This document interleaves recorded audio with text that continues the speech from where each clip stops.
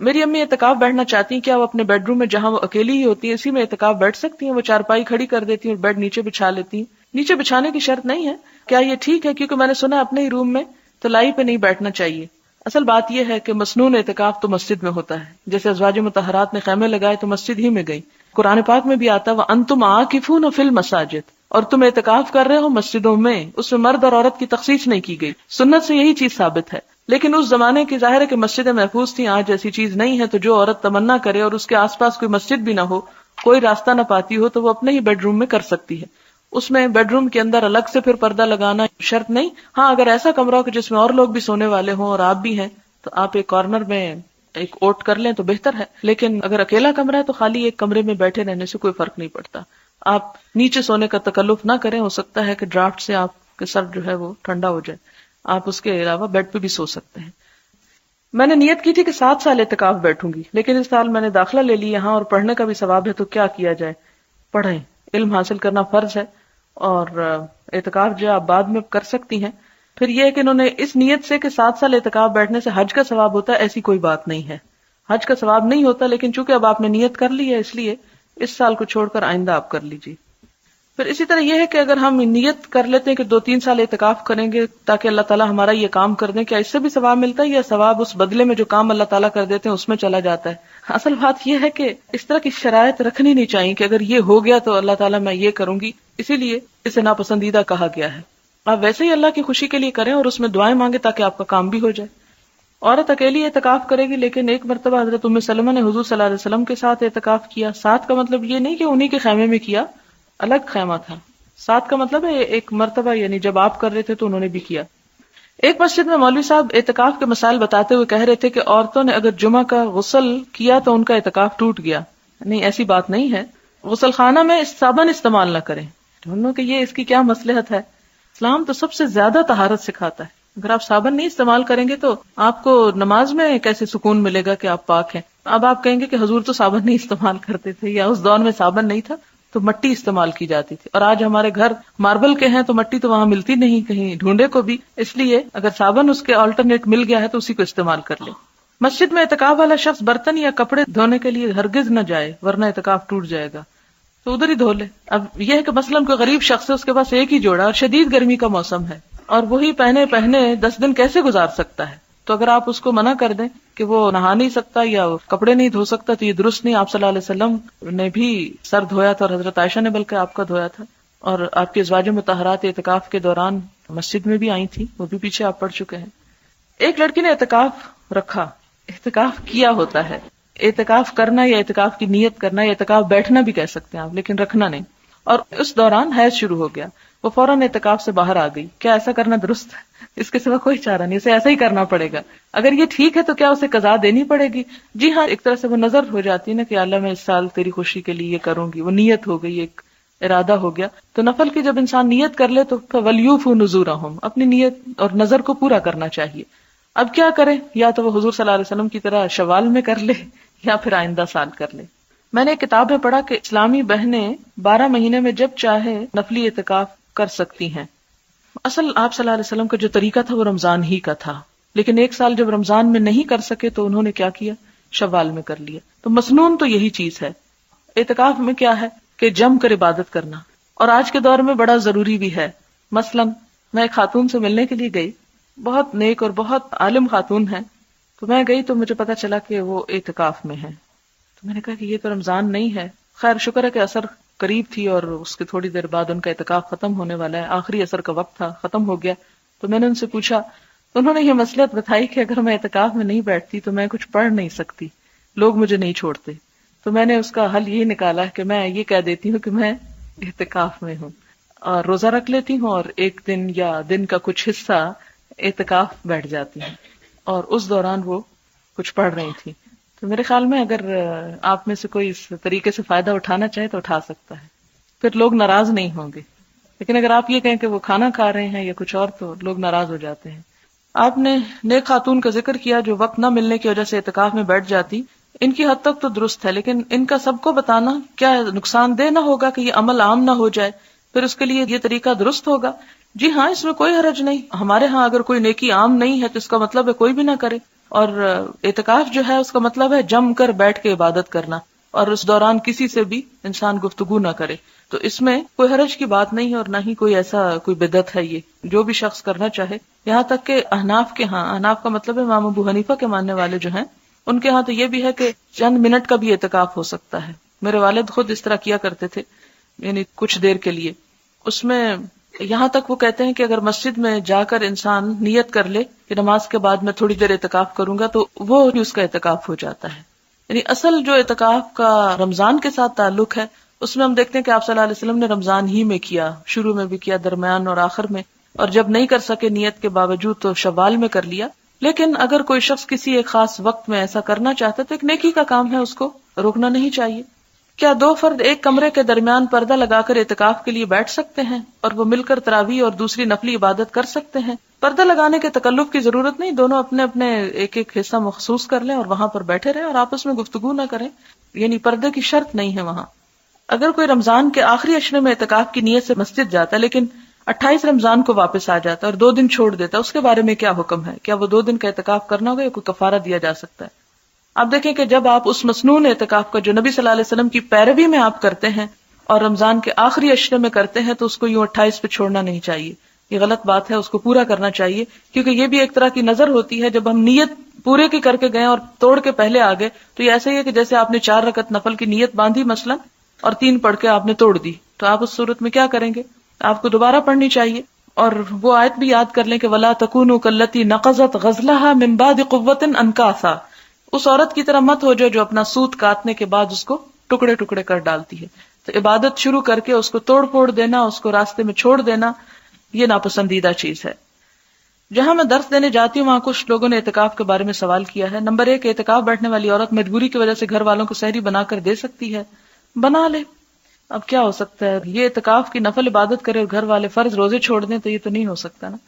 یہ لکھتی ہے کہ میری بیٹی BA میں پڑھتی ہے، باوجود تلقین کے نماز روزے قرآن کی طرف نہیں آتی، جبکہ دوسرے 2 بچے روزے بھی رکھتے ہیں اور نمازوں کے لیے بھی پابند ہیں. کیا اس بچی کے روزے نہ رکھنے کا فدیہ دینا ہوگا؟ جبکہ اس کا دوسرے دنوں میں گنتی پوری کرنے کا تو سوال ہی پیدا نہیں ہوتا. میں کس حد تک اس کی سرکشی کی ذمہ دار ہوں جبکہ وہ مذہب کے بارے میں کوئی بات بھی نہیں سننا چاہتی. اس کے والد کو بھی نماز روزے سے کوئی سروکار نہیں. بس آپ دعا کریں، بہت بڑی آزمائش ہوتی ہے ایسی بات. دعا بھی کریں، صدقہ خیرات بھی کریں.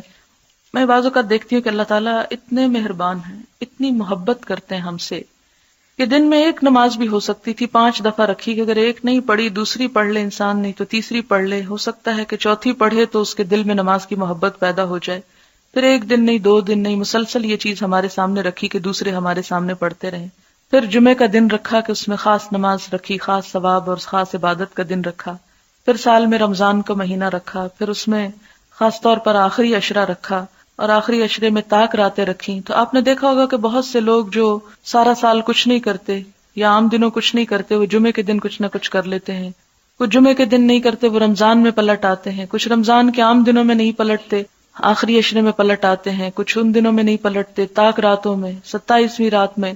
آپ بھی کوشش کریں کہ آپ اپنی بیٹی کو پیار سے، محبت سے ان راتوں میں سے ہی کسی رات میں یا کسی دن میں اس کو کسی ایسی مجلس، کسی ایسی محفل، کسی ایسی گیدرنگ میں جہاں اللہ کی رحمت اور فرشتوں کا سایہ ہوتا ہے لے جائیں. ہو سکتا ہے کہ دل بدل جائے، دل دھل جائے، کیونکہ دل تو اللہ کے ہاتھ میں ہے، جب چاہے جس طرف چاہے انہیں موڑ سکتا ہے. اسی لیے تو دعا کی جاتی کہ یا مقلب القلوب ثبت قلوبنا علی دینک، کہ ہمارے دلوں کو اپنے دین پر ہی جمائے رکھنا. اور ربنا لا تزغ قلوبنا بعد اذ ہدیتنا. میں یہ جب دعا پڑھتی ہوں نا کہ اللہم اجعل فی قلبی نورا، تو میں یہ دیکھتی ہوں کہ اتنی ساری نور کی باتیں ہیں، اور اعظم لی نورا اعطنی نورا، سب سے پہلے قلب کی بات آئی ہے. اس لیے کہ اگر قلب درست ہے تو سب کچھ درست ہے، اگر وہ بگڑ گیا تو سب کچھ بگڑ گیا. اور باقی چیزوں کا بگاڑ ہمیں نظر آ جاتا ہے، مثلا ہاتھ میں کوئی بیماری ہے، چہرے پہ کچھ لگ گیا ہے، لیکن دل میں جب کچھ لگ جاتا ہے تو ہمیں نظر بھی نہیں آتا، وہ داغ دھبے بھی نظر نہیں آتے، وہ بھٹکنا بھی اپنا نظر نہیں آتا. تو اس لیے معلوم نہیں کس وقت اللہ تعالیٰ دل پھیر دیں. تو دعا بھی جاری رکھیں، کیونکہ ماں کی دعا اللہ تعالیٰ ضرور سنتا ہے. کثرت سے دعا بھی کریں اپنے بچوں کے لیے، اور اس کے ساتھ یہ ہے کہ کنفرنٹ کرنا چھوڑ دیں، ڈانٹ ڈپٹ چھوڑ دیں، بحث کرنا چھوڑ دیں، حجت بازی ان سے چھوڑ دیں، عقل سے دلیلیں دینا چھوڑ دیں. کیونکہ جب دل ٹیڑھے ہوتے ہیں تو عقل کی دلیلیں کچھ بھی نہیں کرتی، کچھ کام نہیں آتی. اس موقع پر صرف آپ دعا اور ایسی مجلسوں یا ایسی محفلوں میں کسی نہ کسی طرح لانے کی کوشش کریں، کیونکہ وہ کہتے ہیں نا کہ ایسی مجلس میں اگر کوئی بغیر نیت کے بھی آ جاتا ہے تو وہ بھی اللہ کی رحمت سے محروم نہیں رہتا. تو انشاءاللہ اللہ تعالیٰ ضرور حالت بدلیں گے.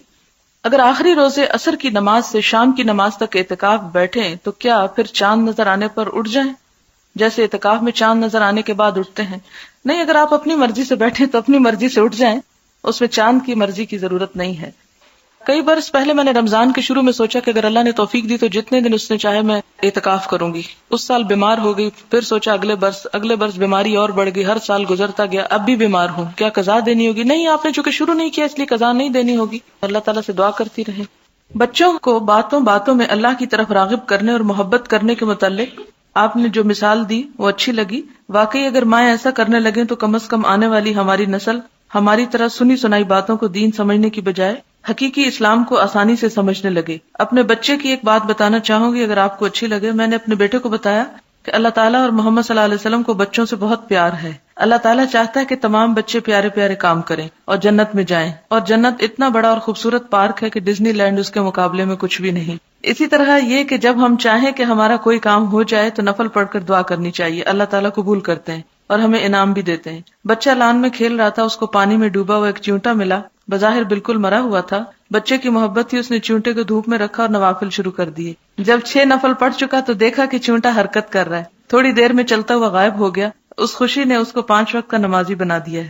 اب کہتا ہے کہ روزے بھی سارے رکھوں گا، اور میں چاہتی ہوں کہ تمام روزے نہ رکھے، اور اسے داؤدی روزے بتا رہی ہوں کیونکہ اس کی عمر ابھی 9 سال ہے. اللہ ان معصوموں کو ہمارے لیے صدقہ جاریہ بنا دے. جی ہاں، یہ انہوں نے بہت اچھی بات لکھی ہے کہ بجائے اس کے کہ ہم بچوں کو ہر وقت یہی کریں کہ اللہ تعالیٰ ماریں گے اور عذاب دیں گے اور جہنم میں پھینکیں گے، یہ بات بہت اچھی ہے کہ انہیں یہ بتایا جائے کہ اللہ تعالیٰ بہت محبت کرتے ہیں، اور حضور صلی اللہ علیہ وسلم کی تو بچوں سے پیار اور محبت کی بے شمار مثالیں ہمارے سامنے ہیں. اچھا جناب، پھر کچھ اور سوالوں کے ذرا جلدی سے جواب ہو جائیں. کیا یہ صحیح ہے کہ تراویح پڑھے بغیر روزہ نہیں ہوتا؟ یہ صحیح نہیں ہے. تراویح قیام اللیل ایک الگ عبادت ہے، روزہ الگ عبادت ہے. روزہ فرض عبادت ہے جبکہ تراویح ایک نفل عبادت ہے. کیا روزے کی حالت میں لپسٹک لگائی جا سکتی ہے؟ جی ہاں. روزے کے دوران بچے کو فیڈ کروایا جا سکتا ہے؟ جی ہاں، بالکل کروایا جا سکتا ہے. روزہ بچے کو فیڈ کرنے سے نہیں روکتا، اور فیڈ کرانے سے روزہ ٹوٹتا نہیں ہے، مراد یہ ہے. میری ایک عزیز کی ناک بند اور سر درد کی تکلیف رہتی ہے، اس لیے اسٹیم لینی پڑتی. سادہ پانی کی اسٹیم یا دوائی ڈال کر پانی میں اسٹیم لینے سے روزہ ٹوٹ جاتا ہے؟ میرا خیال ہے وہ حلق سے نیچے اسٹمک تک تو نہیں جاتا، لنگز میں جاتا ہے، کوئی حرج نہیں. سوال ہے، آپ نے بتایا کہ روزہ اس وقت ٹوٹتا ہے جب منہ سے کوئی چیز اندر معدے تک لے جائی جائے، لیکن قے کرنے سے کہا جاتا ہے کہ روزہ ٹوٹ جاتا ہے، حالانکہ قے تو اندر سے ہی آتی ہے، پھر اس طرح کیوں روزہ ٹوٹ جاتا ہے؟ پلیز واضح کر دیں. آپ دیکھیں کہ جو قے خود بخود آ جائے اس سے روزہ نہیں ٹوٹتا. یعنی ایک شخص بیمار ہے، اس کو سکنس ہوئی اور ایک دم قے آ گئی، اس سے روزہ نہیں ٹوٹتا. روزہ ٹوٹتا ہے اس قے سے جو جان بوجھ کر قے کی جائے، یعنی قے نکالی جائے اپنے جسم سے. ٹھیک ہے، یہ فرق آپ کو معلوم ہونا چاہیے. ہر مہینے کے 3 روزے 13، 14، 15، کیا یہ روزے رمضان کے قضا روزوں میں لگا سکتے ہیں؟ نہیں. اس میں یہ ہے کہ یا تو آپ قضا کی نیت کریں اور ان دنوں میں رکھ لیں، تو آپ عام دنوں کی نسبت بہتر ہے کہ ان دنوں میں رکھ لیں. دوسری صورت یہ ہے کہ اگر آپ قضا رکھ رہے ہیں تو آپ کسی بھی وقت قضا رکھ سکتے ہیں. ٹھیک ہے. آپ نے بتایا کہ شعبان میں روزے رکھنا افضل ہے. کیا ان روزوں کی کوئی مخصوص تعداد یا تاریخ ہے یا پورے مہینے ہی میں روزے رکھے جا سکتے ہیں؟ اس میں کوئی تعداد نہیں ہے اور کوئی مخصوص دن نہیں ہے. اول حصے میں رکھنا بہتر ہے، آخری 15 میں رکھنے سے پہلے سوچنا چاہیے. اگر کسی کو یہ احتمال ہو کہ میں ان 15 دنوں میں روزے رکھ کے رمضان میں رکھنے کے قابل نہیں رہوں گا اپنی صحت کی خرابی کی وجہ سے یا کمزوری کی وجہ سے، تو اس صورت میں نفل کرتے کرتے فرض کو نہیں چھوڑنا چاہیے. اب چھوڑ دیں، اور پھر رمضان کے بعد بھی شوال کا مہینہ بڑا بابرکت ہے، اس میں آپ زیادہ رکھ لیں اگر آپ میں ہمت ہو تو. لیکن اس میں تو ہمارا حال یہ ہو جاتا کہ جو قضا ہوتے ہیں وہ بھی نہیں رکھتے، کہاں یہ کہ ان نوافل کا اہتمام کریں. کیا رمضان شریف سے 15 دن پہلے چھوٹے ہوئے روزے رکھے جا سکتے ہیں؟ اگلے رمضان سے پہلے پچھلے رمضان کے چھوٹے ہوئے روزے رکھ دینا ضروری ہے، اور اگر نہ رکھ سکے تو پھر کفارہ بھی دینا ہوگا اور قضا بھی رکھنی ہوگی، دونوں چیزیں ہوگی. یعنی اگر ایک رمضان سے دوسرے رمضان کے درمیان آپ نے نہیں رکھے، پھر رمضان آ گیا، رمضان رکھ لیے، اور پھر رمضان کے بعد پچھلے سال کے بھی رکھ رہے ہیں، تو ان روزوں کا کفارہ بھی ساتھ دینا پڑے گا. یعنی فدیہ، وہ جو ایک مسکین کا کھانا ہوتا ہے، صدقہ بھی دینا پڑے گا.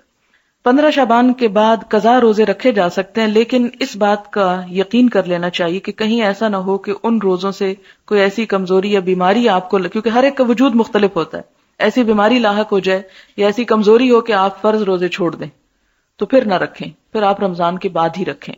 لیکن اتنی تاخیر جو ہے وہ کوئی بہت اچھی بات نہیں ہے. کیا شوال کے 6 روزے قضا روزوں میں شمار ہوں گے؟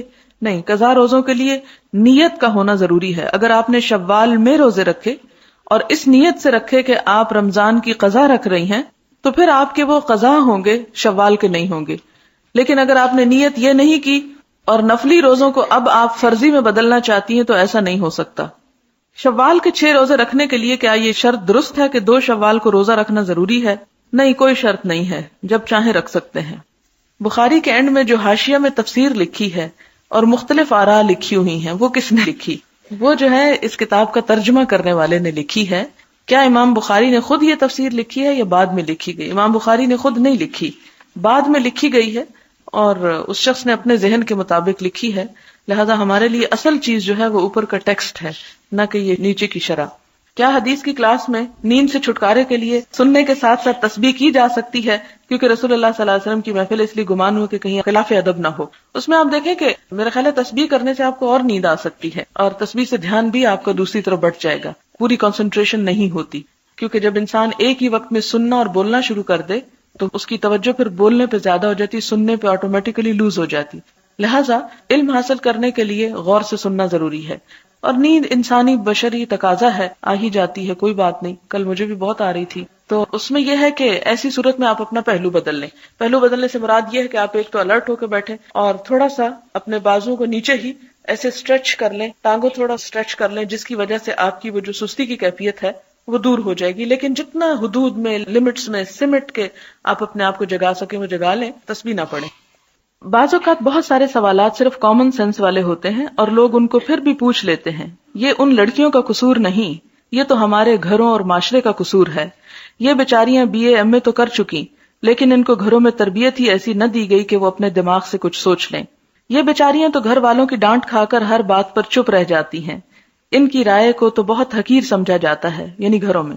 اب جب کہ ان کے سامنے اس عمر کے حصے میں دنیا کی حقیقتیں کھلنا شروع ہوئی ہیں یا دین ہے اور یہ چیزیں پہلی دفعہ سننے کو ملی ہیں تو ان کو طرح طرح کے سوال دماغ میں آتے ہیں.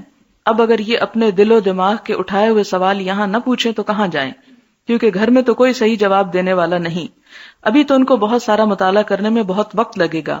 میرے خیال میں یہ بیسک سوالات ہیں جو ہر وہ شخص جو اس کو پڑھتا ہے اس کو جاننے کی خواہش ہوتی ہے.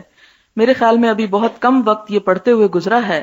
انشاءاللہ وقت کے ساتھ ساتھ اس پر ان کو عبور ہو جائے گا اور یہ لوگ ایسے سوال نہ پوچھیں گے. اللہ نے چاہا تو یہ لوگ بہت کچھ یہاں سے لے کر نکلیں گے. یہ میرے خیال ہے ان سب کے لیے لکھا گیا ہے جو ایسے سوالوں پر بہت کمنٹس دیتے رہتے ہیں. کیونکہ مجھے یہ شکایت ملی ہے کہ پیچھے جب میں سوال پڑھتی ہوں تو کچھ لوگ ساتھ ساتھ کمنٹس دیتے ہیں، یہ کل والا سوال، یہ وہی سوال، یہ غلط بات، یہ نہیں پوچھنا چاہیے، یہ عقل استعمال کریں. تو شاید یہ ان کے لیے ایسی رائے آئی ہے. میں آپ کو پہلے دن سے یہ کہہ رہی ہوں کہ میرے لیے ہر وہ چھوٹی سی چٹ بھی اہم ہوتی ہے جو کسی اسٹوڈنٹ کی طرف سے آتی ہے. میں اس کو پڑھتی ہوں اور اس پر ایک خاص وقت لگاتی ہوں اچھی طرح سمجھنے میں، کیونکہ بعض سوال واضح بھی نہیں ہوتے. مجھے کوئی اعتراض نہیں ہوتا جواب دینے میں، لیکن میں اس بات کا بار بار احساس اس لیے دلاتی ہوں کہ کامن سینس یوز کریں، کہ تھوڑا سا ہوش میں بھی آئیں. ایسا نہ ہو کہ جب میں جواب دے رہی ہوں اس وقت پھر سو رہے ہیں اور اگلے دن پھر وہی سوال کر لیں. کیونکہ بعض اوقات ایسا بھی ہوتا ہے کہ ایک دن جس کا جواب آ جاتا ہے اگلے دن پھر وہی بہو وہی سوال ہے.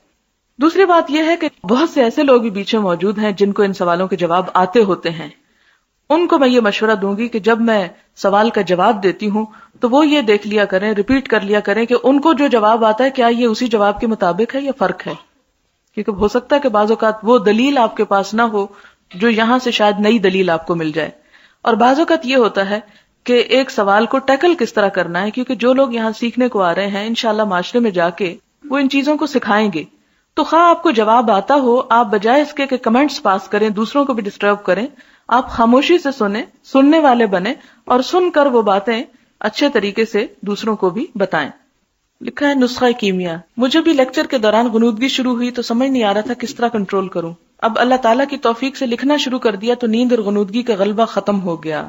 شیطان سے پیچھا چھڑانے کا یہ حل بعد ازاں صدقہ جاریہ بھی بن سکتا ہے. بڑی خوبصورت بات کسی نے لکھی ہے کہ اگر آپ کو نیند آ رہی ہے تو آپ لکھنا شروع کر دیں، اور اس سے ایک تو نیند چلی جائے گی، دوسرا یہ کہ چند لکھی ہوئی باتیں بعد میں بھی یاد رہ جائیں گی اور بعد میں دوسروں کو بتانے میں بھی سہولت ہوگی. تو یہ واقعی ایک اچھی بات بتائی ہے کسی نے جس پہ عمل ہو سکتا ہے. سبحانک اللہم و بحمدک نشہد ان لا الہ الا انت نستغفرک و نتوب الیک. والسلام علیکم ورحمۃ اللہ وبرکاتہ. میری امی اعتکاف بیٹھنا چاہتی ہیں، کیا وہ اپنے بیڈ روم میں جہاں وہ اکیلی ہی ہوتی ہیں اسی میں اعتکاف بیٹھ سکتی ہیں؟ وہ چارپائی کھڑی کر دیتی ہیں اور بیڈ نیچے بچھا لیتی ہیں. نیچے بچھانے کی شرط نہیں ہے. کیا یہ ٹھیک ہے؟ کیونکہ میں نے سنا اپنے ہی روم میں تلائی پہ نہیں بیٹھنا چاہیے. اصل بات یہ ہے کہ مسنون اعتکاف تو مسجد میں ہوتا ہے، جیسے ازواج مطہرات نے خیمے لگائے تو مسجد ہی میں گئی. قرآن پاک میں بھی آتا ہے وَأَنْتُمْ عَاكِفُونَ فِي الْمَسَاجِدِ، اور تم اعتکاف کر رہے ہو مسجدوں میں. اس میں مرد اور عورت کی تخصیص نہیں کی گئی. سنت سے یہی چیز ثابت ہے.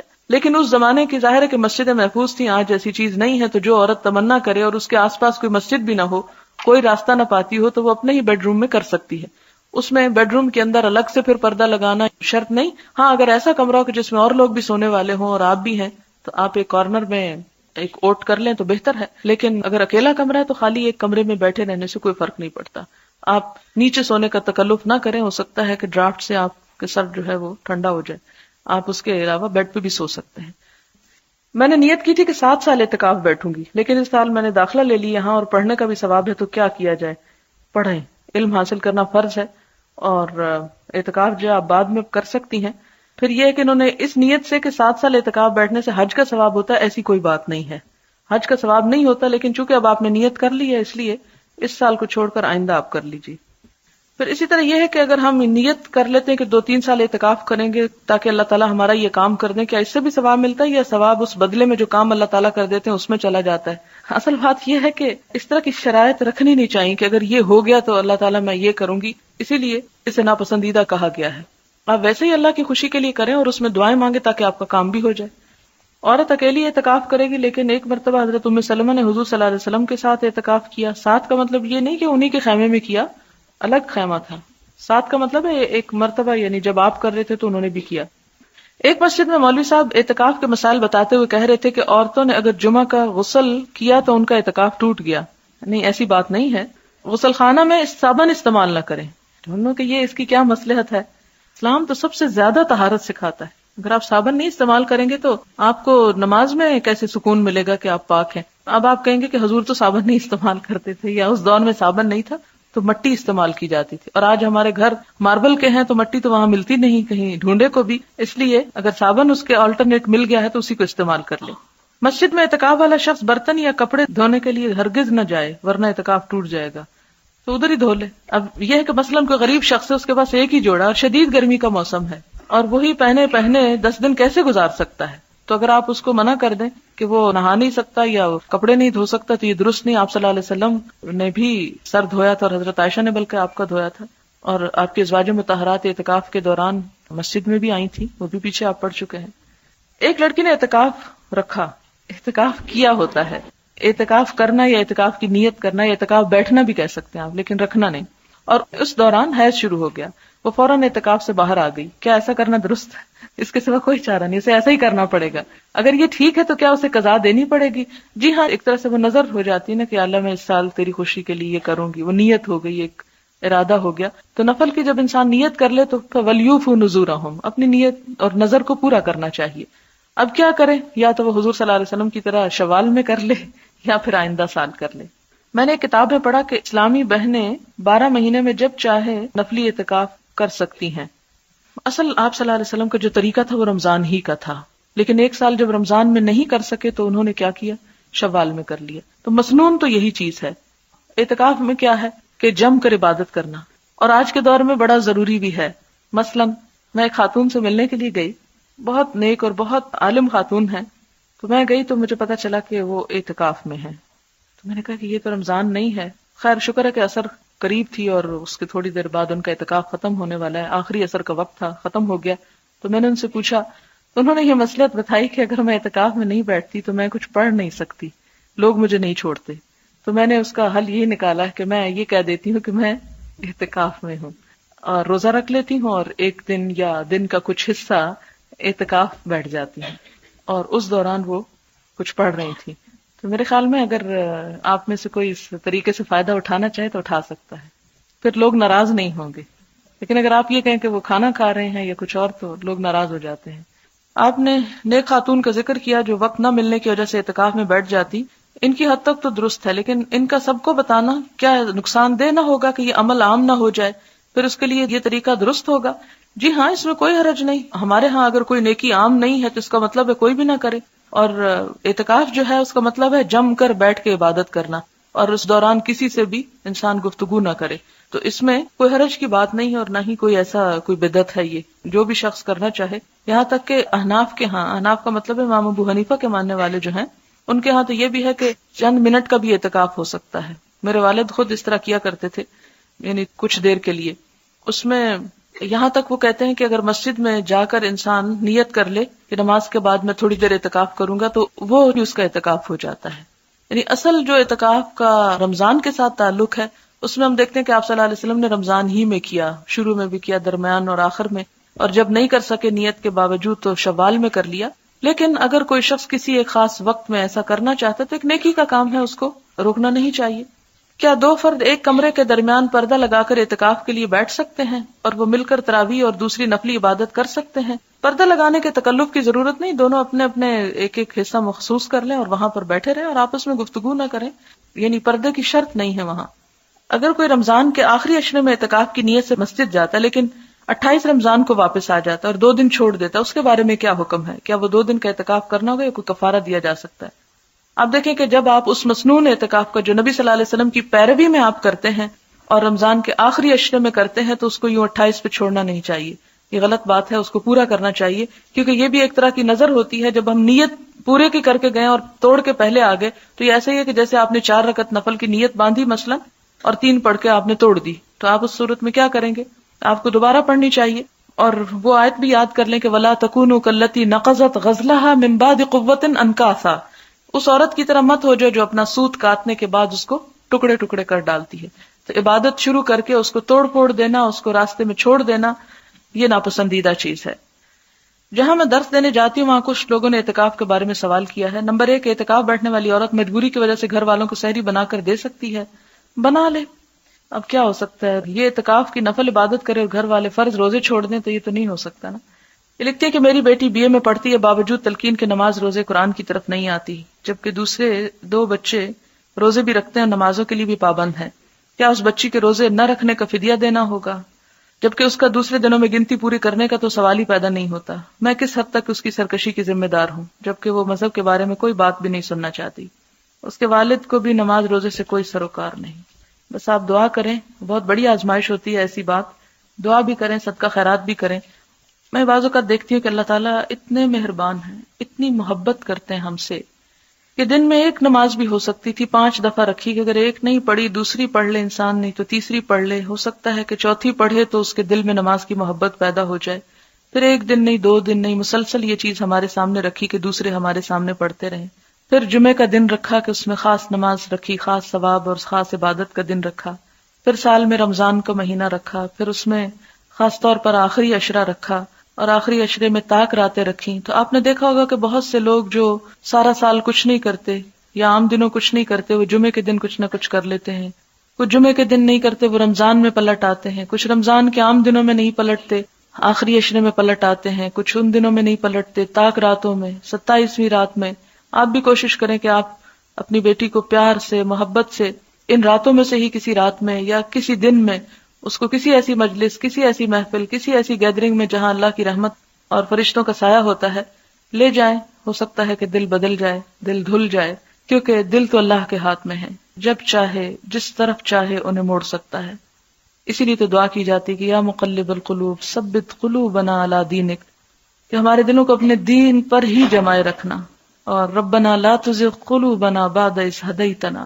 میں یہ جب دعا پڑھتی ہوں نا کہ اللہم اجعل فی قلبی نورا، تو میں یہ دیکھتی ہوں کہ اتنی ساری نور کی باتیں ہیں اور اعظم لی نورا اعطنی نورا، سب سے پہلے قلب کی بات آئی ہے. اس لیے کہ اگر قلب درست ہے تو سب کچھ درست ہے، اگر وہ بگڑ گیا تو سب کچھ بگڑ گیا. اور باقی چیزوں کا بگاڑ ہمیں نظر آ جاتا ہے، مثلا ہاتھ میں کوئی بیماری ہے، چہرے پہ کچھ لگ گیا ہے، لیکن دل میں جب کچھ لگ جاتا ہے تو ہمیں نظر بھی نہیں آتا، وہ داغ دھبے بھی نظر نہیں آتے، وہ بھٹکنا بھی اپنا نظر نہیں آتا. تو اس لیے معلوم نہیں کس وقت اللہ تعالیٰ دل پھیر دیں. تو دعا بھی جاری رکھیں کیونکہ ماں کی دعا اللہ تعالیٰ ضرور سنتا ہے. کثرت سے دعا بھی کریں اپنے بچوں کے لیے، اور اس کے ساتھ یہ ہے کہ کنفرنٹ کرنا چھوڑ دیں، ڈانٹ ڈپٹ چھوڑ دیں، بحث کرنا چھوڑ دیں، حجت بازی ان سے چھوڑ دیں، عقل سے دلیلیں دینا چھوڑ دیں، کیونکہ جب دل ٹیڑھے ہوتے ہیں تو عقل کی دلیلیں کچھ بھی نہیں کرتی، کچھ کام نہیں آتی. اس موقع پر صرف آپ دعا اور ایسی مجلسوں یا ایسی محفلوں میں کسی نہ کسی طرح لانے کی کوشش کریں، کیونکہ وہ کہتے ہیں نا کہ ایسی مجلس میں اگر کوئی بغیر نیت کے بھی آ جاتا ہے تو وہ بھی اللہ کی رحمت سے محروم نہیں رہتا. تو انشاءاللہ اللہ تعالیٰ ضرور حالت بدلیں گے. اگر آخری روزے عصر کی نماز سے شام کی نماز تک اعتکاف بیٹھیں تو کیا پھر چاند نظر آنے پر اٹھ جائیں، جیسے اعتکاف میں چاند نظر آنے کے بعد اٹھتے ہیں؟ نہیں، اگر آپ اپنی مرضی سے بیٹھیں تو اپنی مرضی سے اٹھ جائیں، اس میں چاند کی مرضی کی ضرورت نہیں ہے. کئی برس پہلے میں نے رمضان کے شروع میں سوچا کہ اگر اللہ نے توفیق دی تو جتنے دن اس نے چاہے میں اعتکاف کروں گی. اس سال بیمار ہو گئی، پھر سوچا اگلے برس بیماری اور بڑھ گئی، ہر سال گزرتا گیا، اب بھی بیمار ہوں، کیا قضا دینی ہوگی؟ نہیں، آپ نے چونکہ شروع نہیں کیا اس لیے قضا نہیں دینی ہوگی. اللہ تعالیٰ سے دعا کرتی رہیں. بچوں کو باتوں باتوں میں اللہ کی طرف راغب کرنے اور محبت کرنے کے متعلق آپ نے جو مثال دی وہ اچھی لگی. واقعی اگر مائیں ایسا کرنے لگیں تو کم از کم آنے والی ہماری نسل ہماری طرح سنی سنائی باتوں کو دین سمجھنے کی بجائے حقیقی اسلام کو آسانی سے سمجھنے لگے. اپنے بچے کی ایک بات بتانا چاہوں گی اگر آپ کو اچھی لگے. میں نے اپنے بیٹے کو بتایا کہ اللہ تعالیٰ اور محمد صلی اللہ علیہ وسلم کو بچوں سے بہت پیار ہے. اللہ تعالیٰ چاہتا ہے کہ تمام بچے پیارے پیارے کام کریں اور جنت میں جائیں، اور جنت اتنا بڑا اور خوبصورت پارک ہے کہ ڈزنی لینڈ اس کے مقابلے میں کچھ بھی نہیں. اسی طرح یہ کہ جب ہم چاہیں کہ ہمارا کوئی کام ہو جائے تو نفل پڑھ کر دعا کرنی چاہیے، اللہ تعالیٰ قبول کرتے ہیں اور ہمیں انعام بھی دیتے ہیں. بچہ لان میں کھیل رہا تھا، اس کو پانی میں ڈوبا ہوا ایک چیونٹا ملا، بظاہر بالکل مرا ہوا تھا. بچے کی محبت تھی، اس نے چیونٹے کو دھوپ میں رکھا اور نوافل شروع کر دیے. جب 6 نفل پڑھ چکا تو دیکھا کہ چیونٹا حرکت کر رہا ہے، تھوڑی دیر میں چلتا ہوا غائب ہو گیا. اس خوشی نے اس کو 5 وقت کا نمازی بنا دیا ہے. اب کہتا ہے کہ روزے بھی سارے رکھوں گا، اور میں چاہتی ہوں کہ تمام روزے نہ رکھے اور اسے داؤدی روزے بتا رہی ہوں کیونکہ اس کی عمر ابھی 9 سال ہے.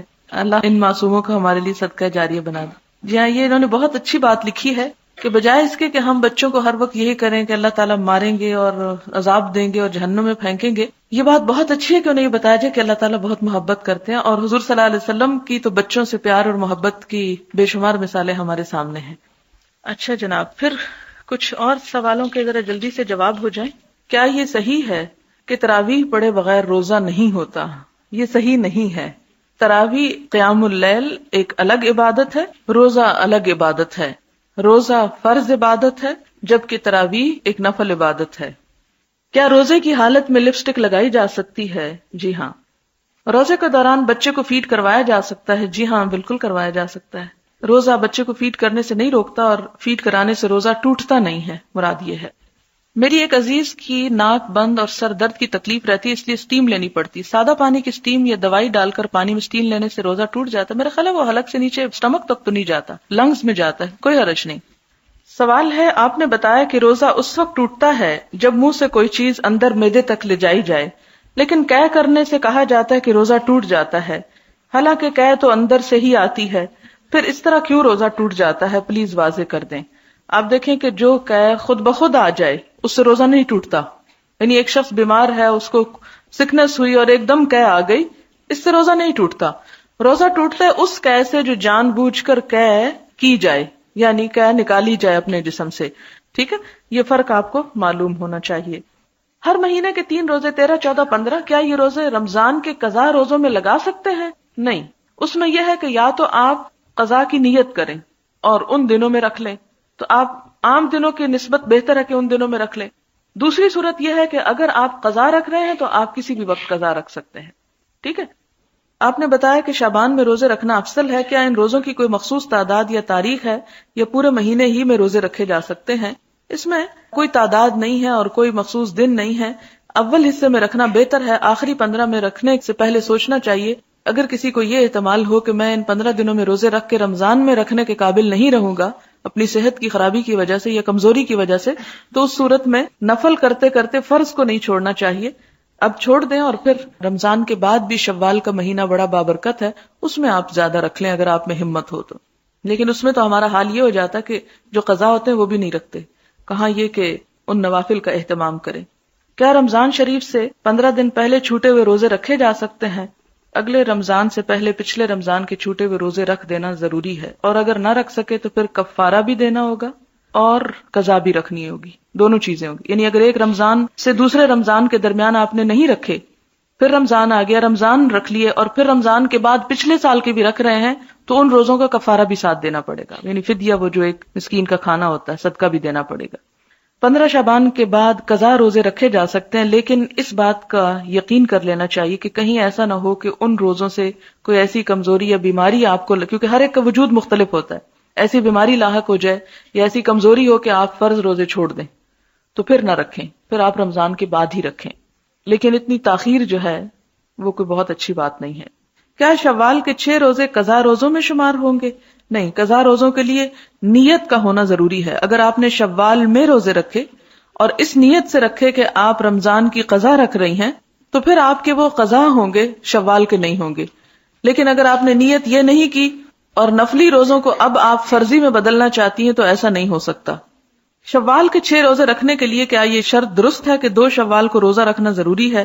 نہیں، کوئی شرط نہیں ہے، جب چاہیں رکھ سکتے ہیں. بخاری کے اینڈ میں جو حاشیہ میں تفسیر لکھی ہے اور مختلف آراء لکھی ہوئی ہیں، وہ کس نے لکھی؟ وہ جو ہے اس کتاب کا ترجمہ کرنے والے نے لکھی ہے. کیا امام بخاری نے خود یہ تفسیر لکھی ہے یا بعد میں لکھی گئی؟ امام بخاری نے خود نہیں لکھی، بعد میں لکھی گئی ہے، اور اس شخص نے اپنے ذہن کے مطابق لکھی ہے. لہذا ہمارے لیے اصل چیز جو ہے وہ اوپر کا ٹیکسٹ ہے، نہ کہ یہ نیچے کی شرح. کیا حدیث کی کلاس میں نیند سے چھٹکارے کے لیے سننے کے ساتھ ساتھ تسبیح کی جا سکتی ہے؟ کیونکہ رسول اللہ صلی اللہ علیہ وسلم کی محفل، اس لیے گمان ہو کہ کہیں خلاف ادب نہ ہو. اس میں آپ دیکھیں کہ میرا خیال ہے تسبیح کرنے سے آپ کو اور نیند آ سکتی ہے، اور تسبیح سے دھیان بھی آپ کا دوسری طرف بٹ جائے گا، پوری کنسنٹریشن نہیں ہوتی. کیونکہ جب انسان ایک ہی وقت میں سننا اور بولنا شروع کر دے تو اس کی توجہ پھر بولنے پہ زیادہ ہو جاتی، سننے پہ آٹومیٹیکلی لوز ہو جاتی. لہٰذا علم حاصل کرنے کے لیے غور سے سننا ضروری ہے. اور نیند انسانی بشری تقاضا ہے، آ ہی جاتی ہے، کوئی بات نہیں. کل مجھے بھی بہت آ رہی تھی. تو اس میں یہ ہے کہ ایسی صورت میں آپ اپنا پہلو بدل لیں. پہلو بدلنے سے مراد یہ ہے کہ آپ ایک تو الرٹ ہو کے بیٹھے اور تھوڑا سا اپنے بازو کو نیچے ہی ایسے اسٹریچ کر لیں، ٹانگوں تھوڑا اسٹریچ کر لیں، جس کی وجہ سے آپ کی وہ جو سستی کی کیفیت ہے وہ دور ہو جائے گی. لیکن جتنا حدود میں، لمٹس میں سمٹ کے آپ اپنے آپ کو جگا سکیں وہ جگا لیں، تسبیح نہ پڑھیں. بعض اوقات بہت سارے سوالات صرف کامن سینس والے ہوتے ہیں اور لوگ ان کو پھر بھی پوچھ لیتے ہیں. یہ ان لڑکیوں کا قصور نہیں، یہ تو ہمارے گھروں اور معاشرے کا قصور ہے.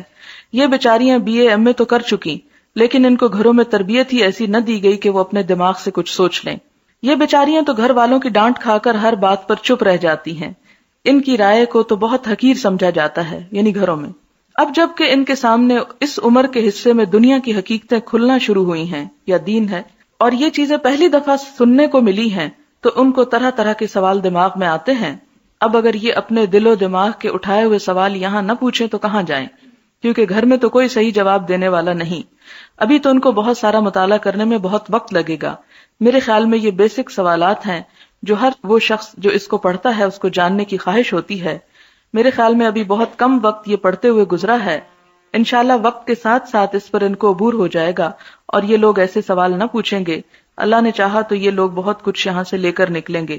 یہ میرے خیال ہے ان سب کے لیے لکھا گیا ہے جو ایسے سوالوں پر بہت کمنٹس دیتے رہتے ہیں. کیونکہ مجھے یہ شکایت ملی ہے کہ پیچھے جب میں سوال پڑھتی ہوں تو کچھ لوگ ساتھ ساتھ کمنٹس دیتے ہیں، یہ کل والا سوال، یہ وہی سوال، یہ غلط بات، یہ نہیں پوچھنا چاہیے، یہ عقل استعمال کریں. تو شاید یہ ان کے لیے ایسی رائے آئی ہے.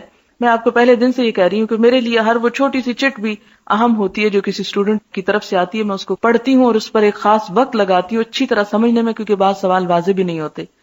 مجھے کوئی اعتراض نہیں ہوتا جواب دینے میں، لیکن میں اس بات کا بار بار احساس اس لیے دلاتی ہوں کہ کامن سینس یوز کریں، کہ تھوڑا سا ہوش میں بھی آئیں.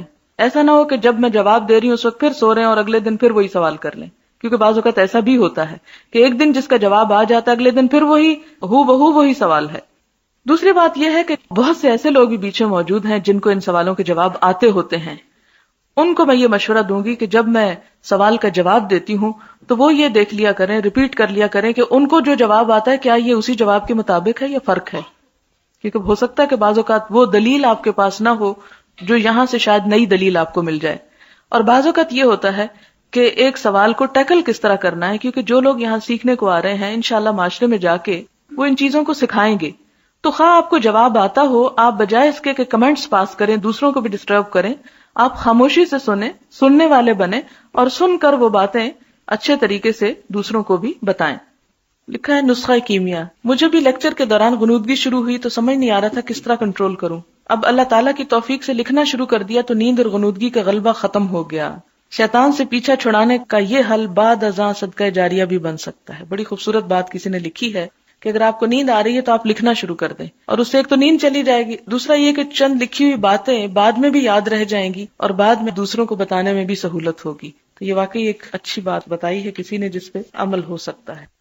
سبحانک اللہم وبحمدک نشہد ان لا الہ الا انت نستغفرک ونتوب الیک. والسلام علیکم ورحمۃ اللہ وبرکاتہ. میری امی اعتکاف بیٹھنا چاہتی ہیں، کیا وہ اپنے بیڈ روم میں جہاں وہ اکیلی ہی ہوتی ہیں اسی میں اعتکاف بیٹھ سکتی ہیں؟ وہ چارپائی کھڑی کر دیتی ہیں اور بیڈ نیچے بچھا لیتی ہیں. نیچے بچھانے کی شرط نہیں ہے. کیا یہ ٹھیک ہے؟ کیونکہ میں نے سنا اپنے ہی روم میں تو لائی پہ نہیں بیٹھنا چاہیے. اصل بات یہ ہے کہ مسنون اعتکاف تو مسجد میں ہوتا ہے. جیسے ازواج مطہرات نے خیمے لگائے تو مسجد ہی میں گئی.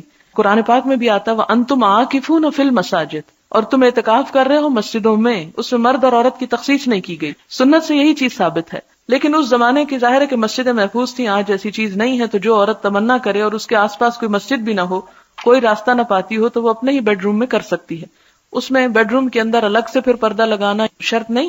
ہاں اگر ایسا کمرہ ہو کہ جس میں اور لوگ بھی سونے والے ہوں اور آپ بھی ہیں تو آپ ایک کارنر میں ایک اوٹ کر لیں تو بہتر ہے. لیکن اگر اکیلا کمرہ ہے تو خالی ایک کمرے میں بیٹھے رہنے سے کوئی فرق نہیں پڑتا.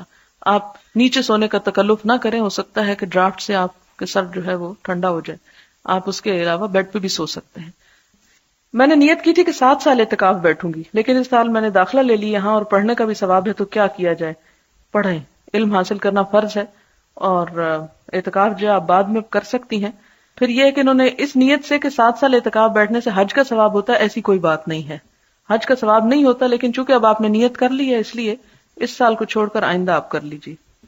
پھر اسی طرح یہ ہے کہ اگر ہم نیت کر لیتے ہیں کہ 2-3 سال اعتکاف کریں گے تاکہ اللہ تعالیٰ ہمارا یہ کام کر دیں، کیا اس سے بھی ثواب ملتا ہے یا ثواب اس بدلے میں جو کام اللہ تعالیٰ کر دیتے ہیں اس میں چلا جاتا ہے؟ اصل بات یہ ہے کہ اس طرح کی شرائط رکھنی نہیں چاہیے کہ اگر یہ ہو گیا تو اللہ تعالیٰ میں یہ کروں گی، اسی لیے اسے ناپسندیدہ کہا گیا ہے. آپ ویسے ہی اللہ کی خوشی کے لیے کریں اور اس میں دعائیں مانگیں تاکہ آپ کا کام بھی ہو جائے. عورت اکیلی اعتکاف کرے گی، لیکن ایک مرتبہ حضرت ام سلمہ نے حضور صلی اللہ علیہ وسلم کے ساتھ اعتکاف کیا. ساتھ کا مطلب یہ نہیں کہ انہی کے خیمے میں کیا، الگ خیمہ تھا. ساتھ کا مطلب ہے ایک مرتبہ، یعنی جب آپ کر رہے تھے تو انہوں نے بھی کیا.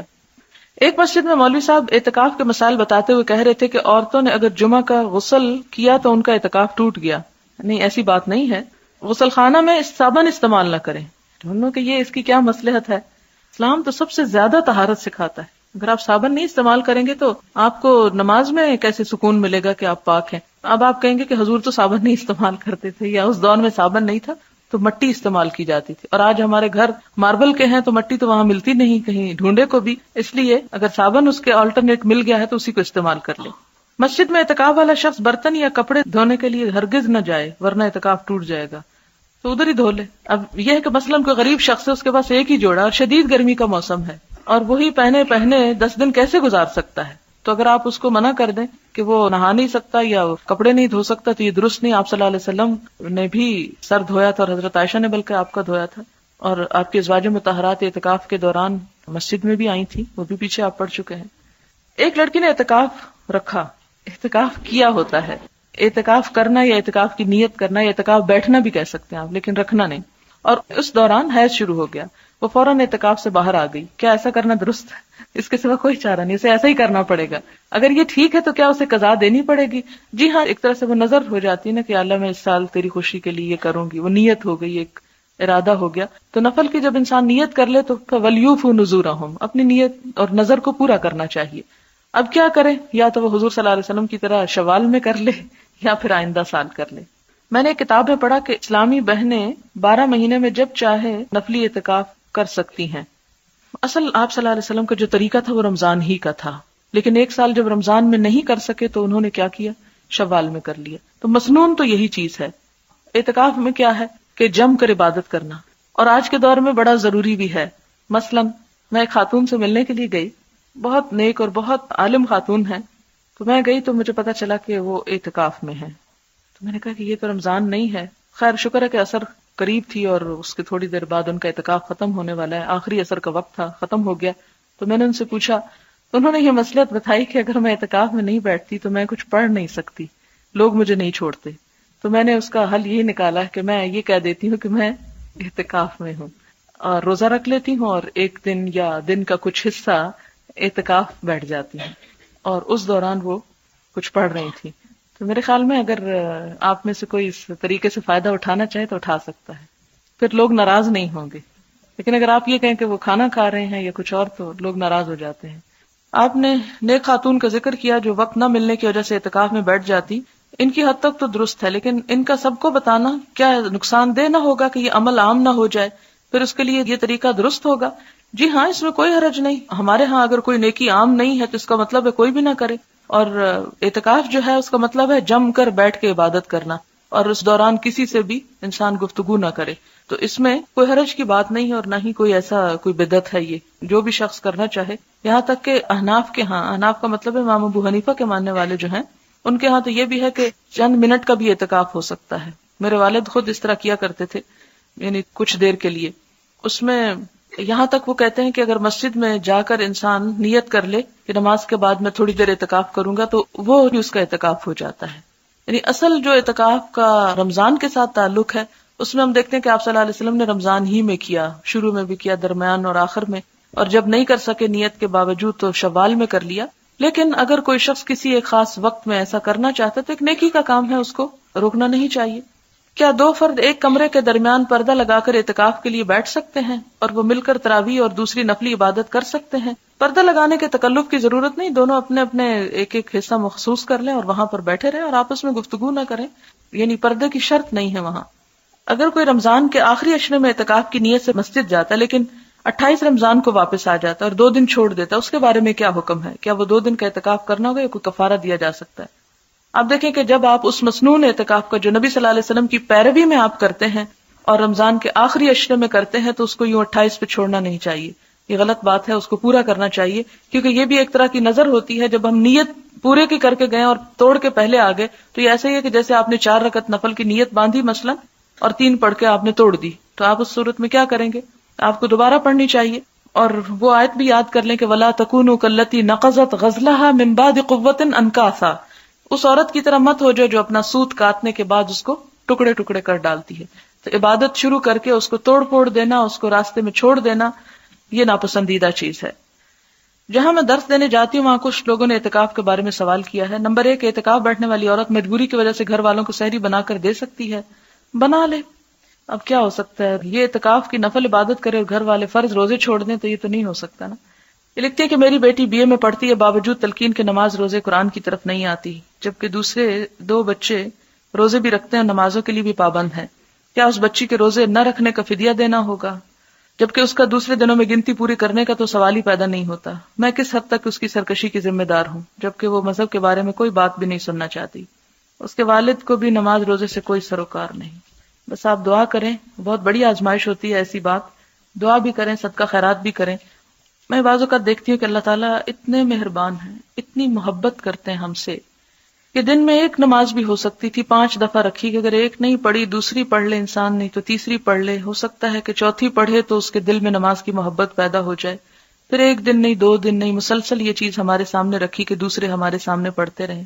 پھر جمعے کا دن رکھا کہ اس میں خاص نماز رکھی, خاص ثواب اور خاص عبادت کا دن رکھا. پھر سال میں رمضان کا مہینہ رکھا, پھر اس میں خاص طور پر آخری عشرہ رکھا اور آخری عشرے میں تاک راتیں رکھیں. تو آپ نے دیکھا ہوگا کہ بہت سے لوگ جو سارا سال کچھ نہیں کرتے یا عام دنوں کچھ نہیں کرتے, وہ جمعے کے دن کچھ نہ کچھ کر لیتے ہیں. کچھ جمعے کے دن نہیں کرتے, وہ رمضان میں پلٹ آتے ہیں. کچھ رمضان کے عام دنوں میں نہیں پلٹتے, آخری عشرے میں پلٹ آتے ہیں. کچھ ان دنوں میں نہیں پلٹتے, تاک راتوں میں, 27ویں رات میں.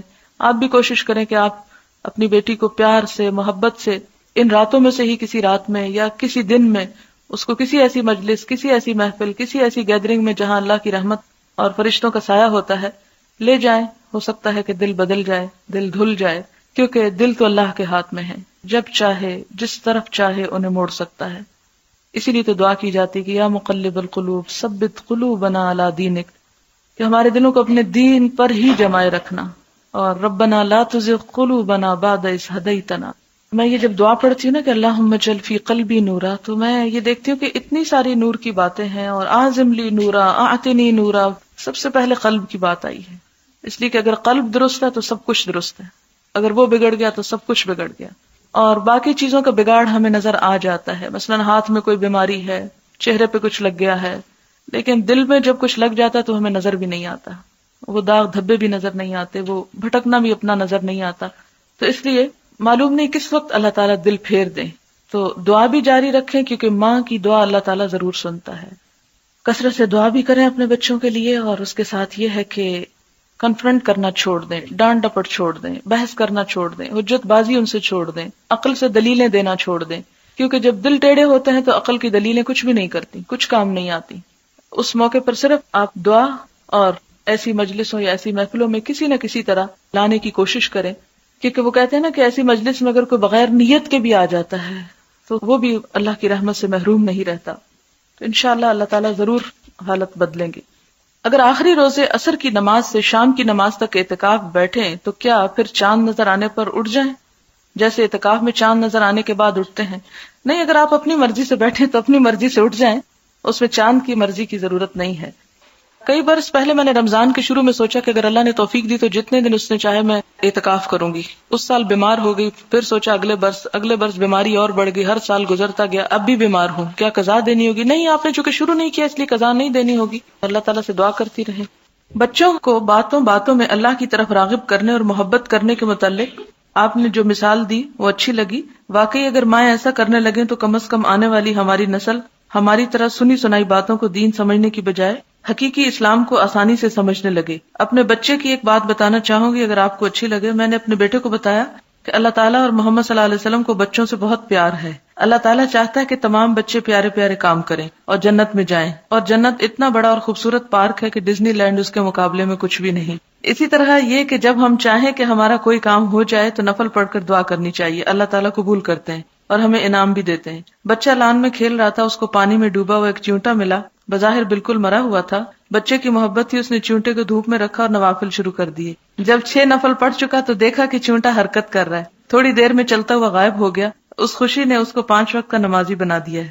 اب کہتا ہے کہ روزے بھی سارے رکھوں گا، اور میں چاہتی ہوں کہ تمام روزے نہ رکھے، اور اسے داؤدی روزے بتا رہی ہوں کیونکہ اس کی عمر ابھی 9 سال ہے. اللہ ان معصوموں کو ہمارے لیے صدقہ جاریہ بنا دے. جی ہاں، یہ انہوں نے بہت اچھی بات لکھی ہے کہ بجائے اس کے کہ ہم بچوں کو ہر وقت یہی کریں کہ اللہ تعالیٰ ماریں گے اور عذاب دیں گے اور جہنم میں پھینکیں گے، یہ بات بہت اچھی ہے کہ انہیں یہ بتایا جائے کہ اللہ تعالیٰ بہت محبت کرتے ہیں. اور حضور صلی اللہ علیہ وسلم کی تو بچوں سے پیار اور محبت کی بے شمار مثالیں ہمارے سامنے ہیں. اچھا جناب، پھر کچھ اور سوالوں کے ذرا جلدی سے جواب ہو جائیں. کیا یہ صحیح ہے کہ تراویح پڑھے بغیر روزہ نہیں ہوتا؟ یہ صحیح نہیں ہے. تراویح قیام اللیل ایک الگ عبادت ہے، روزہ الگ عبادت ہے. روزہ فرض عبادت ہے جبکہ تراویح ایک نفل عبادت ہے. کیا روزے کی حالت میں لپسٹک لگائی جا سکتی ہے؟ جی ہاں. روزے کے دوران بچے کو فیڈ کروایا جا سکتا ہے؟ جی ہاں، بالکل کروایا جا سکتا ہے. روزہ بچے کو فیڈ کرنے سے نہیں روکتا، اور فیڈ کرانے سے روزہ ٹوٹتا نہیں ہے، مراد یہ ہے. میری ایک عزیز کی ناک بند اور سر درد کی تکلیف رہتی ہے، اس لیے اسٹیم لینی پڑتی. سادہ پانی کی اسٹیم یا دوائی ڈال کر پانی میں اسٹیم لینے سے روزہ ٹوٹ جاتا ہے؟ میرا خیال ہے وہ حلق سے نیچے اسٹمک تک تو نہیں جاتا، لنگز میں جاتا ہے، کوئی حرج نہیں. سوال ہے، آپ نے بتایا کہ روزہ اس وقت ٹوٹتا ہے جب منہ سے کوئی چیز اندر معدے تک لے جائی جائے، لیکن قے کرنے سے کہا جاتا ہے کہ روزہ ٹوٹ جاتا ہے، حالانکہ قے تو اندر سے ہی آتی ہے، پھر اس طرح کیوں روزہ ٹوٹ جاتا ہے؟ پلیز واضح کر دیں. آپ دیکھیں کہ جو قے خود بخود آ جائے اس سے روزہ نہیں ٹوٹتا. یعنی ایک شخص بیمار ہے، اس کو سکنس ہوئی اور ایک دم قے آ گئی، اس سے روزہ نہیں ٹوٹتا. روزہ ٹوٹتا ہے اس قے سے جو جان بوجھ کر قے کی جائے، یعنی قے نکالی جائے اپنے جسم سے. ٹھیک ہے، یہ فرق آپ کو معلوم ہونا چاہیے. ہر مہینے کے 3 روزے 13, 14, 15 کیا یہ روزے رمضان کے قضا روزوں میں لگا سکتے ہیں؟ نہیں. اس میں یہ ہے کہ یا تو آپ قضا کی نیت کریں اور ان دنوں میں رکھ لیں، تو آپ عام دنوں کی نسبت بہتر ہے کہ ان دنوں میں رکھ لیں.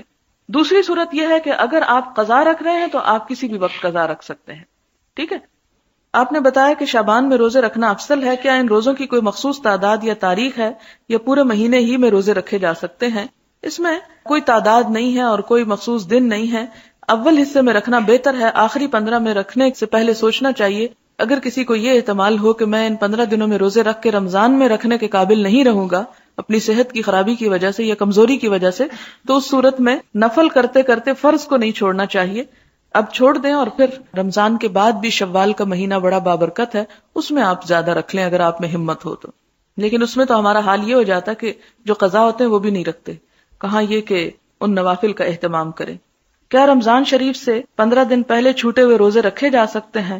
اگلے رمضان سے پہلے پچھلے رمضان کے چھوٹے ہوئے روزے رکھ دینا ضروری ہے، اور اگر نہ رکھ سکے تو پھر کفارہ بھی دینا ہوگا اور قضا بھی رکھنی ہوگی، دونوں چیزیں ہوگی۔ یعنی اگر ایک رمضان سے دوسرے رمضان کے درمیان آپ نے نہیں رکھے، پھر رمضان آ گیا، رمضان رکھ لیے، اور پھر رمضان کے بعد پچھلے سال کے بھی رکھ رہے ہیں، تو ان روزوں کا کفارہ بھی ساتھ دینا پڑے گا، یعنی فدیہ، وہ جو ایک مسکین کا کھانا ہوتا ہے، صدقہ بھی دینا پڑے گا۔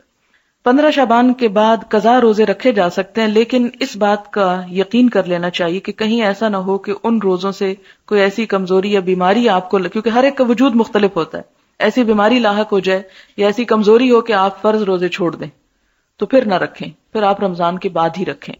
لیکن اتنی تاخیر جو ہے وہ کوئی بہت اچھی بات نہیں ہے۔ کیا شوال کے 6 روزے قضا روزوں میں شمار ہوں گے؟ نہیں، قضا روزوں کے لیے نیت کا ہونا ضروری ہے۔ اگر آپ نے شوال میں روزے رکھے اور اس نیت سے رکھے کہ آپ رمضان کی قضا رکھ رہی ہیں، تو پھر آپ کے وہ قضا ہوں گے، شوال کے نہیں ہوں گے۔ لیکن اگر آپ نے نیت یہ نہیں کی اور نفلی روزوں کو اب آپ فرضی میں بدلنا چاہتی ہیں تو ایسا نہیں ہو سکتا۔ شوال کے 6 روزے رکھنے کے لیے کیا یہ شرط درست ہے کہ 2 شوال کو روزہ رکھنا ضروری ہے؟ نہیں، کوئی شرط نہیں ہے، جب چاہیں رکھ سکتے ہیں۔ بخاری کے اینڈ میں جو حاشیہ میں تفسیر لکھی ہے اور مختلف آراء لکھی ہوئی ہیں، وہ کس نے لکھی؟ وہ جو ہے اس کتاب کا ترجمہ کرنے والے نے لکھی ہے۔ کیا امام بخاری نے خود یہ تفسیر لکھی ہے یا بعد میں لکھی گئی؟ امام بخاری نے خود نہیں لکھی، بعد میں لکھی گئی ہے، اور اس شخص نے اپنے ذہن کے مطابق لکھی ہے، لہذا ہمارے لیے اصل چیز جو ہے وہ اوپر کا ٹیکسٹ ہے، نہ کہ یہ نیچے کی شرح۔ کیا حدیث کی کلاس میں نیند سے چھٹکارے کے لیے سننے کے ساتھ ساتھ تسبیح کی جا سکتی ہے؟ کیونکہ رسول اللہ صلی اللہ علیہ وسلم کی محفل اس لیے گمان ہو کہ کہیں خلاف ادب نہ ہو۔ اس میں آپ دیکھیں کہ میرا خیال ہے تسبیح کرنے سے آپ کو اور نیند آ سکتی ہے، اور تسبیح سے دھیان بھی آپ کا دوسری طرف بٹ جائے گا، پوری کنسنٹریشن نہیں ہوتی، کیونکہ جب انسان ایک ہی وقت میں سننا اور بولنا شروع کر دے تو اس کی توجہ پھر بولنے پہ زیادہ ہو جاتی، سننے پہ آٹومیٹیکلی لوز ہو جاتی۔ لہٰذا علم حاصل کرنے کے لیے غور سے سننا ضروری ہے، اور نیند انسانی بشری تقاضا ہے، آ ہی جاتی ہے، کوئی بات نہیں۔ کل مجھے بھی بہت آ رہی تھی، تو اس میں یہ ہے کہ ایسی صورت میں آپ اپنا پہلو بدل لیں۔ پہلو بدلنے سے مراد یہ ہے کہ آپ ایک تو الرٹ ہو کے بیٹھیں اور تھوڑا سا اپنے بازو کو نیچے ہی ایسے اسٹریچ کر لیں، ٹانگوں تھوڑا اسٹریچ کر لیں، جس کی وجہ سے آپ کی وہ جو سستی کی کیفیت ہے وہ دور ہو جائے گی۔ لیکن جتنا حدود میں، لمٹس میں سمٹ کے آپ اپنے آپ کو جگا سکیں وہ جگا لیں، تسبیح نہ پڑھیں۔ بعض اوقات بہت سارے سوالات صرف کامن سینس والے ہوتے ہیں اور لوگ ان کو پھر بھی پوچھ لیتے ہیں۔ یہ ان لڑکیوں کا قصور نہیں، یہ تو ہمارے گھروں اور معاشرے کا قصور ہے۔ یہ بیچاریاں BA MA تو کر چکی، لیکن ان کو گھروں میں تربیت ہی ایسی نہ دی گئی کہ وہ اپنے دماغ سے کچھ سوچ لیں۔ یہ بیچاریاں تو گھر والوں کی ڈانٹ کھا کر ہر بات پر چپ رہ جاتی ہیں۔ ان کی رائے کو تو بہت حقیر سمجھا جاتا ہے، یعنی گھروں میں۔ اب جب کہ ان کے سامنے اس عمر کے حصے میں دنیا کی حقیقتیں کھلنا شروع ہوئی ہیں یا دین ہے، اور یہ چیزیں پہلی دفعہ سننے کو ملی ہیں، تو ان کو طرح طرح کے سوال دماغ میں آتے ہیں۔ اب اگر یہ اپنے دل و دماغ کے اٹھائے ہوئے سوال یہاں نہ پوچھیں تو کہاں جائیں، کیونکہ گھر میں تو کوئی صحیح جواب دینے والا نہیں۔ ابھی تو ان کو بہت سارا مطالعہ کرنے میں بہت وقت لگے گا۔ میرے خیال میں یہ بیسک سوالات ہیں جو ہر وہ شخص جو اس کو پڑھتا ہے اس کو جاننے کی خواہش ہوتی ہے۔ میرے خیال میں ابھی بہت کم وقت یہ پڑھتے ہوئے گزرا ہے، انشاءاللہ وقت کے ساتھ ساتھ اس پر ان کو عبور ہو جائے گا اور یہ لوگ ایسے سوال نہ پوچھیں گے۔ اللہ نے چاہا تو یہ لوگ بہت کچھ یہاں سے لے کر نکلیں گے۔ یہ میرے خیال ہے ان سب کے لیے لکھا گیا ہے جو ایسے سوالوں پر بہت کمنٹس دیتے رہتے ہیں، کیونکہ مجھے یہ شکایت ملی ہے کہ پیچھے جب میں سوال پڑھتی ہوں تو کچھ لوگ ساتھ ساتھ کمنٹس دیتے ہیں، یہ کل والا سوال، یہ وہی سوال، یہ غلط بات، یہ نہیں پوچھنا چاہیے، یہ عقل استعمال کریں۔ تو شاید یہ ان کے لیے ایسی رائے آئی ہے۔ میں آپ کو پہلے دن سے یہ کہہ رہی ہوں کہ میرے لیے ہر وہ چھوٹی سی چٹ بھی اہم ہوتی ہے جو کسی اسٹوڈنٹ کی طرف سے آتی ہے، میں اس کو پڑھتی ہوں اور اس پر ایک خاص وقت لگاتی ہوں اچھی طرح سمجھنے میں، کیونکہ بعض سوال واضح بھی نہیں ہوتے۔ مجھے کوئی اعتراض نہیں ہوتا جواب دینے میں، لیکن میں اس بات کا بار بار احساس اس لیے دلاتی ہوں کہ کامن سینس یوز کریں، کہ تھوڑا سا ہوش میں بھی آئیں۔ ایسا نہ ہو کہ جب میں جواب دے رہی ہوں اس وقت پھر سو رہے ہیں اور اگلے دن پھر وہی سوال کر لیں، کیونکہ بعض اوقات ایسا بھی ہوتا ہے کہ ایک دن جس کا جواب آ جاتا ہے اگلے دن پھر وہی وہی سوال ہے۔ دوسری بات یہ ہے کہ بہت سے ایسے لوگ بھی پیچھے موجود ہیں جن کو ان سوالوں کے جواب آتے ہوتے ہیں۔ ان کو میں یہ مشورہ دوں گی کہ جب میں سوال کا جواب دیتی ہوں تو وہ یہ دیکھ لیا کریں، ریپیٹ کر لیا کریں کہ ان کو جو جواب آتا ہے کیا یہ اسی جواب کے مطابق ہے یا فرق ہے، کیونکہ ہو سکتا ہے کہ بعض اوقات وہ دلیل آپ کے پاس نہ ہو جو یہاں سے شاید نئی دلیل آپ کو مل جائے۔ اور بعض اوقات یہ ہوتا ہے کہ ایک سوال کو ٹیکل کس طرح کرنا ہے، کیونکہ جو لوگ یہاں سیکھنے کو آ رہے ہیں انشاءاللہ معاشرے میں جا کے وہ ان چیزوں کو سکھائیں گے. تو خواہ آپ کو جواب آتا ہو، آپ بجائے اس کے کہ کمنٹس پاس کریں، دوسروں کو بھی ڈسٹرب کریں، آپ خاموشی سے سنیں، سننے والے بنیں، اور سن کر وہ باتیں اچھے طریقے سے دوسروں کو بھی بتائیں. لکھا ہے نسخہ کیمیا. مجھے بھی لیکچر کے دوران غنودگی شروع ہوئی تو سمجھ نہیں آ رہا تھا کس طرح کنٹرول کروں. اب اللہ تعالیٰ کی توفیق سے لکھنا شروع کر دیا تو نیند اور غنودگی کا غلبہ ختم ہو گیا. شیطان سے پیچھا چھڑانے کا یہ حل بعد ازاں صدقہ جاریہ بھی بن سکتا ہے. بڑی خوبصورت بات کسی نے لکھی ہے کہ اگر آپ کو نیند آ رہی ہے تو آپ لکھنا شروع کر دیں، اور اس سے ایک تو نیند چلی جائے گی، دوسرا یہ کہ چند لکھی ہوئی باتیں بعد میں بھی یاد رہ جائیں گی اور بعد میں دوسروں کو بتانے میں بھی سہولت ہوگی. تو یہ واقعی ایک اچھی بات بتائی ہے کسی نے جس پہ عمل ہو سکتا ہے. سبحانک اللہم و بحمدک نشہد ان لا الہ الا انت نستغفرک و نتوب الیک. والسلام علیکم ورحمۃ اللہ وبرکاتہ.